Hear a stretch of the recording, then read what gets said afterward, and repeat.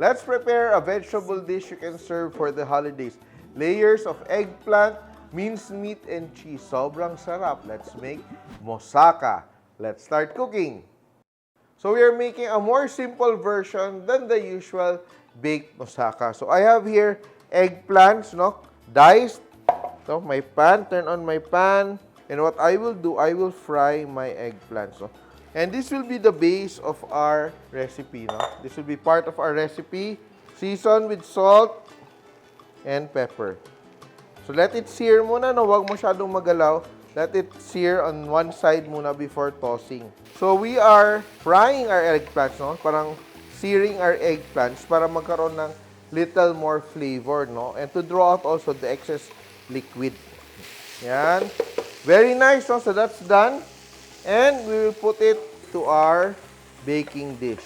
Nakita niyo, look at that. So ating baking dish is covered. No? Isang layer is all the eggplants natin. And we will now combine our butter. Dagdag linamnam. Saute our garlic, onions. No? Saute until aromatic and tender. No? Then we will add our minced beef. Ito, giniling na baka. Season with salt.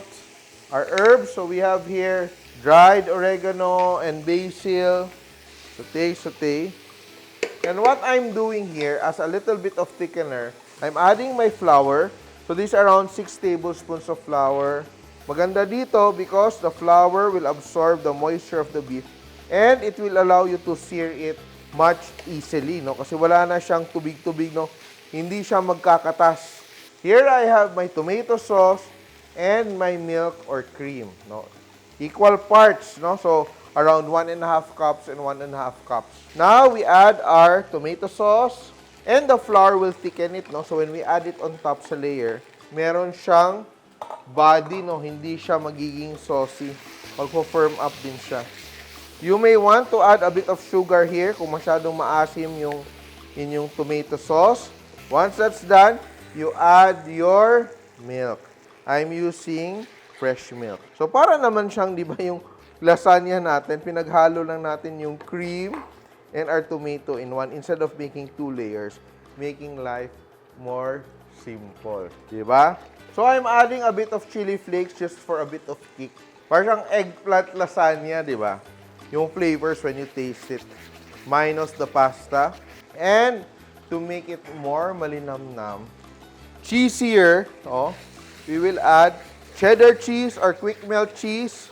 Melt, melt, melt. Then as soon as it melts and blends into our sauce, super linamnam-nam nito, yan, we will pour over.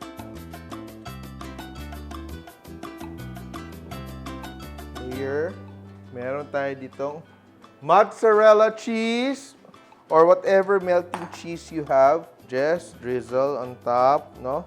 Spread on top evenly. Let's sprinkle a bit of fresh parsley to bake into the cheese. And now, we are ready to pop it into the oven. And look at that! Woo! It's beautiful and it's perfect. So remember, pag nag-serve kayo ng ganito, it should be served warm. But not very hot. Kasi kailangan mo mag-rest ng konti yung inyong dish para mag-set yung inyong cheese and all the sauces and everything. So beautiful ang kanyang sliceability.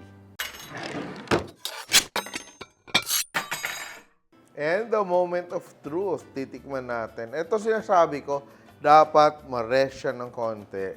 Warm enough to touch, pero now when you slice it, hindi wawasak yung inyong dish. Yan. Slice tayo ng konti. Tikim lang eh. Kaya konti lang. Yan. And look at that, di ba? Para siyang lasagna, pero wala siyang carbs masyado. May flour pa rin, pero look at that. Lakas makasosyal, no? Very nice. Very nice. Some eggplant here. I taste the kick of the chili flakes. Super lasagna feels talaga. Look at that. Such a beautiful dish to serve for the holidays or any special occasion. Healthy pa dahil vegetables Try this at home. Prepare it for the holidays kasi talong lang siya pero sobrang bonggang talong. Baked moussaka, simple! Please like and share my videos, and if you like more recipes like this, please click here to subscribe and don't forget to hit the bell button to get notified. Simple!